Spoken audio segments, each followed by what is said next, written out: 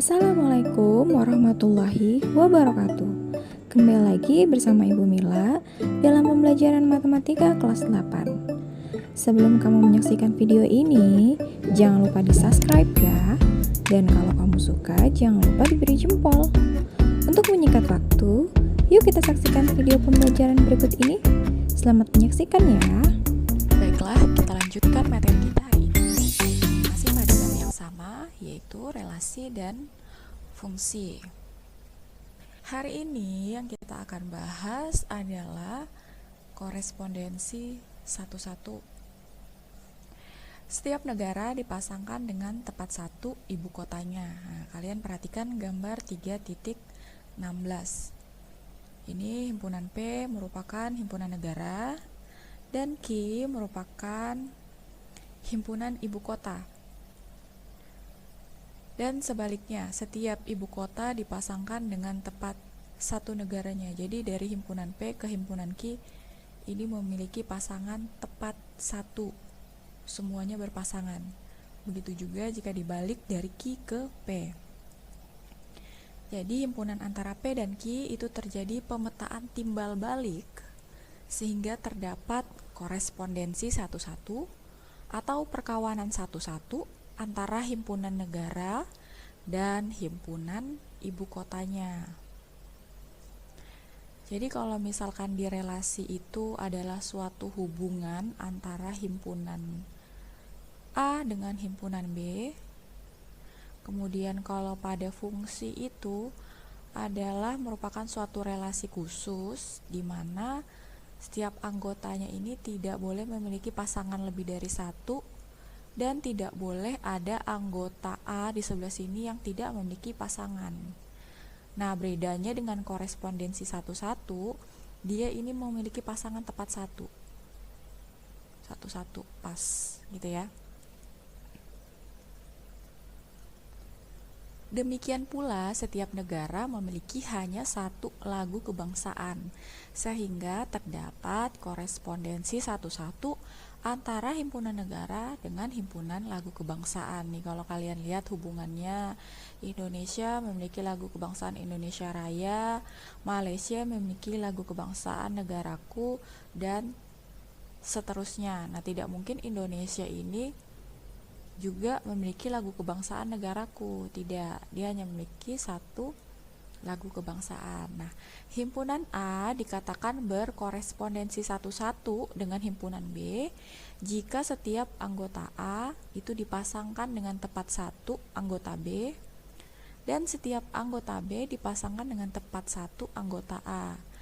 Nah, dengan demikian banyak anggota himpunan yang ada di A dan B itu jumlahnya harus sama. Jadi ciri-cirinya berkorespondensi satu-satu dari himpunan A ke himpunan B itu memasangkan tepat satu anggota. Begitu juga kalau dia dibalik dari B ke A juga memasangkan tepat satu anggota. Atau bisa kita lihat dari banyak anggota yang ada di himpunan A dan himpunan B itu jumlahnya harus sama. Itu ciri-ciri daripada berkorespondensi satu-satu. Baik, di sini ada contoh soal. Yang pertama dari himpunan P. Himpunan P adalah himpunan bilangan ganjil yang kurang dari 10.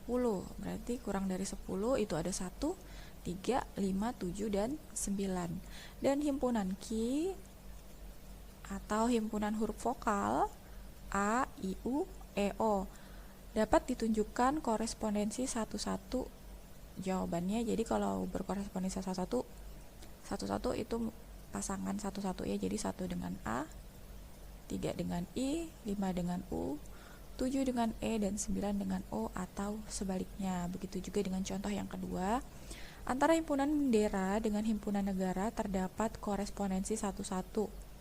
Contohnya ini ada Indonesia dengan benderanya, Malaysia juga dengan benderanya, Singapura dengan benderanya, dan Vietnam juga dengan benderanya. Banyak korespondensi satu-satu. Jadi yang pertama kalian perhatikan ya, misalkan di sini korespondensi satu-satu dengan 2 anggota. Jadi masing-masing himpunan P dan himpunan Q ini memiliki dua anggota. Jadi bisa A ke X, B ke Y, atau A ke X, A ke Y, dan B ke X. Kemudian korespondensi salah satu dengan 3 anggota. Caranya seperti yang ditunjukkan pada gambar 3.18, itu ada 6 cara. Nah, bagaimana cara kita menentukan jika dia terdiri dari banyak anggota? Sama halnya dengan menentukan banyak fungsi atau pemetaan yang rumusnya sudah kita bahas pada pertemuan minggu lalu. Nah, ini untuk menentukan korespondensi satu-satu juga ada rumusnya. Bagaimana rumusnya? Oke, kita perhatikan. Nah, bila N ini maksudnya banyak anggota himpunan P ya. Jadi bila NP sama dengan NQ sama dengan N, maka banyak semua korespondensi satu antara himpunan P dan himpunan Q itu dirumuskan N dikali N dikurang 1 dikali N dikurang 2 dikali, dan seterusnya 3 dikali 2 dikali 1. Maksudnya bagaimana? Maksudnya seperti ini. Misalkan ini anggota P-nya 2, anggota Q-nya 2. Berarti kan banyak korespondensi satu-satunya sama dengan 2 sama dengan, ini kan banyaknya sama kan, 2 sama 2, 2 sama dengan N-nya 2 dikali, ini N dikurang 1, 2 dikurang 1 dikali 1, sampai 1 ini terakhirnya. Kemudian jika dia banyak anggotanya 3, ya kan? Berarti banyak korespondensi satu-satunya itu sama dengan N-nya 3 dikali N kurang 1, 3 dikurang 1 berarti dikali 2, terus N dikurang 2 berarti 1 dikali 1, berarti 3 dikali 2 dikali 1 sama dengan 6. Selanjutnya, jika banyak anggota P dan Q-nya adalah 4, maka banyak korespondensi satu-satu yang terjadi, yaitu N-nya sama dengan 4 dikali N dikurang 1, 4 kurang 1, 3 dikali N dikurang 2, 4 kurang 2, 2, dan terakhir N dikurang 3 sama dengan 1. Jadi 4 dikali 3 dikali 2 itu sama dengan berapa? 24. Contoh yang terakhir, misalkan banyak anggota P dan Q-nya adalah 5 ya. Kita coba. Jadi misalkan N-nya sama dengan 5. Berarti banyak anggotanya 5 dikali 5 kurang 1, 4 dikali 5 kurang 2, 3 dikali 5 kurang 3, 2 dikali 5 kurang 4, 1. Sehingga korespondensi satu-satu yang terjadi adalah 120. Selanjutnya adalah notasi fungsi. Merumuskan suatu fungsi. Nah, kemarin juga kita sudah bahas ini sedikit ya. Kalau bentuknya seperti ini, itu dibaca fungsi f memetakan x ke y. Dalam hal ini, y disebut bayangan atau peta dari x oleh f. Bayangan dari x oleh fungsi f dapat dinyatakan dengan fx, sehingga diperoleh hubungan fx itu sama dengan y. Dengan demikian, fungsi f tersebut dapat dinyatakan sebagai berikut. Ini merupakan suatu fungsi. X ini anggota daerah asal yang ada di himpunan A. Y ini dan fx ini merupakan bayangan dari x atau yang ada di himpunan B. Jadi kalau kayak gini fungsinya, ini daerah asalnya atau domain. Nah, ini daerah hasilnya atau bayangannya atau kodomain.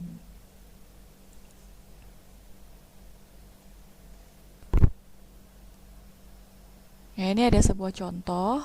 bentuk fx sama dengan 3x ditambah 1 itu disebut bentuk rumus fungsi.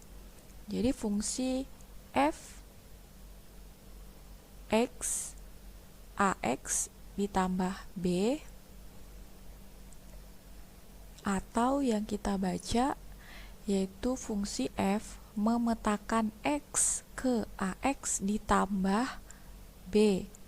Bayangan x oleh f dapat dinyatakan dengan rumus fx sama dengan ax ditambah b.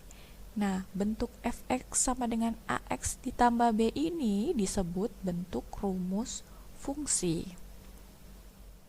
Nah, bilangan pengganti x yang dimasukkan ke dalam fungsi merupakan sembarang bilangan. Oleh karena itu, pada fungsi f, x memetakan ke y, x ini disebut variabel bebas ya. Jadi x ini bisa kita masukkan sembarang bilangan karena dia merupakan variabel bebas, sedangkan y-nya ini disebut variabel bergantung. Kenapa disebut variabel bergantung? Karena dia diperoleh dari nilai x. Jadi berapa nilai x yang dimasukkan ke fungsi ini baru bisa kita lihat nilai y-nya. Jadi y ini disebut variabel bergantung dan x ini disebut sebagai variabel bebas. Nah, sekarang nilai fungsi. Bagaimana menghitung nilai suatu fungsi? Yaitu dengan cara mensubstitusikan atau mengganti nilai x pada rumus fungsi tersebut dengan bilangan yang sudah ditentukan, sehingga hasil fungsi atau bayangan fungsi yaitu fx diperoleh. Supaya kalian tidak bingung, kita masuk ke contoh soal ya.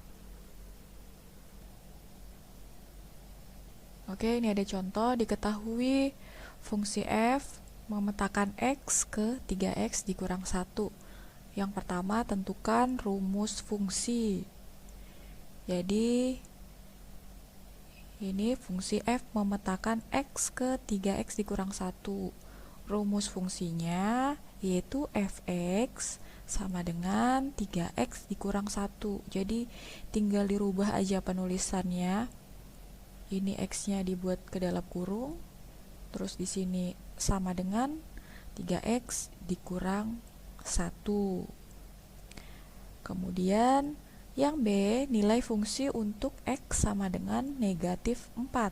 Nah, nilai fungsi untuk x sama dengan negatif 4 itu kan, ini kan tadi rumus fungsinya. Jadi setiap x yang ada pada rumus fungsi ini kita ganti dengan negatif 4. Jadi f di sini x-nya kita ganti kan sama dengan negatif 4.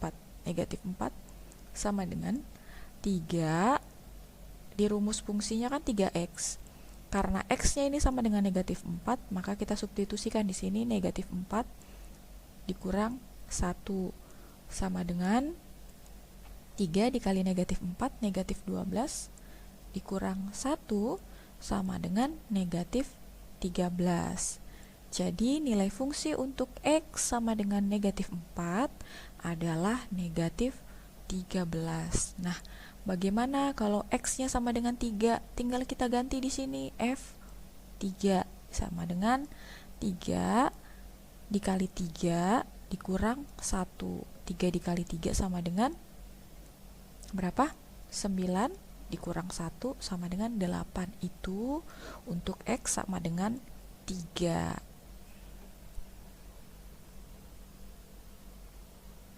Selanjutnya yang bagian C yaitu bayangan dari 5 sama dengan f, x-nya kita ganti 5 sama dengan 3 dikali 5, kita masukin ke rumus fungsi tadi, kita substitusikan 5 ke rumus fungsi tadi, dikurang 1.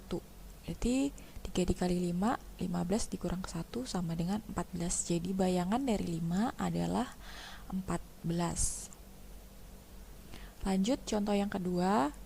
Suatu fungsi didefinisikan dengan rumus hx sama dengan negatif 2x ditambah 5. Tentukan yang pertama h n ditambah 1. Nah, kalau di sini kan rumus fungsinya hx, ya kan? Yang ditanya adalah hn ditambah 1. Jadi untuk setiap x yang ada pada rumus fungsi, kita gantikan n ditambah 1. Rumus fungsinya hx sama dengan negatif x ditambah 5. Ini ada x-nya kita gantikan n ditambah 1, sehingga menjadi h n ditambah 1. Begitu juga dengan yang di sebelah sini. Setiap x kita gantikan dengan n ditambah 1. Jadi di sini negatif 2 dikali n ditambah 1 ditambah 5. Nah, di sini x diganti dengan n ditambah 1. Sehingga di sini menjadi sama dengan kita kalikan ke dalam. Negatif 2 dikali n, negatif 2n. Negatif 2 dikali 1, negatif 2 ditambah 5, sehingga menghasilkan negatif 2n nya tetap. Ini negatif 2 ditambah 5 itu 3, sehingga hasilnya adalah negatif 2n ditambah 3. Yang selanjutnya bagian B adalah jika nilai A jika H A sama dengan negatif 17. Nah, yang bagian B di sini kita disuruh mencari nilai A, ya kan? Nilai A jika diketahui HA-nya itu sama dengan 17. Jadi di sini untuk setiap X kita ganti dengan A, sehingga diperoleh rumus fungsinya negatif 2A ditambah 5. Jadi untuk setiap X kita ganti dengan A, ya kan? Sama dengan negatif 17. Kenapa sama dengan negatif 17? Karena tadi diketahui HA-nya itu sama dengan 17. Negatif 17 ya. Sini Pak saya tulis sini sama dengan negatif 17. Kita tuliskan dulu di sini negatifnya ya. Oke, lalu kita lanjutkan.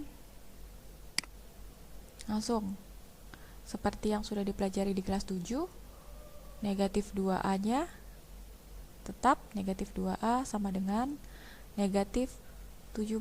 Kita pindahkan 5 ini jadi positif menjadi negatif 5. Kemudian negatif 2A sama dengan negatif 17 dikurang 5, negatif 22, sehingga nilai A sama dengan negatif 22 dibagi negatif 2 itu sama dengan 11, sehingga diperoleh nilai A nya itu sama dengan 11. Lanjut contoh yang ketiga. Di sini ada fungsi G memetakan X ke 2X kuadrat dikurang 4. Tentukan nilai G3 ditambah G negatif 2. Sama kayak yang tadi caranya. Yang pertama, untuk setiap X kita ganti dengan 3. Seperti ini kan, rumus fungsinya kan 2X kuadrat dikurang 4. Nah, setiap X yang ada di sini kita gantikan dengan 3. Jadi 2 dikali 3 pangkat 2 dikurang 4. Bedanya ini ada tanda plusnya karena dia minta G3 ditambah G negatif 2. Ditambah 2, rumus fungsinya tadi X kuadrat, dia minta setiap X diganti lagi dengan negatif 2. Maka kita substitusikan di sini negatif 2 dikurang 4. Lalu kita lakukan operasi perhitungan seperti biasa, sehingga diperoleh hasilnya sama dengan 18. Jadi G3 ditambah G negatif 2 itu sama dengan 18. Nah, kalau yang bagian B ini caranya sama dengan yang sebelumnya tadi. Jadi GA untuk setiap X kita ganti dulu dengan A, sehingga diperoleh 2A kuadrat dikurang 4. Dan ini sama dengan 46. Kenapa? Karena sudah diketahui bahwa GA itu sama dengan 46. Diperoleh 2A kuadrat sama dengan 50. 50 diperoleh dari 46. Kita tambahkan dengan negatif 4. Kenapa ditambahkan? Karena dia pindah ruas ke sebelah sini, jadi dia 50. Kemudian A kuadrat sama dengan 25. Kenapa 25? Karena 50 dibagi 2 itu sama dengan 25. Selanjutnya A itu bisa bernilai 5 atau negatif 5. Kenapa? Karena ini kan dari sini kan seperti ini ya. Nah, dari sini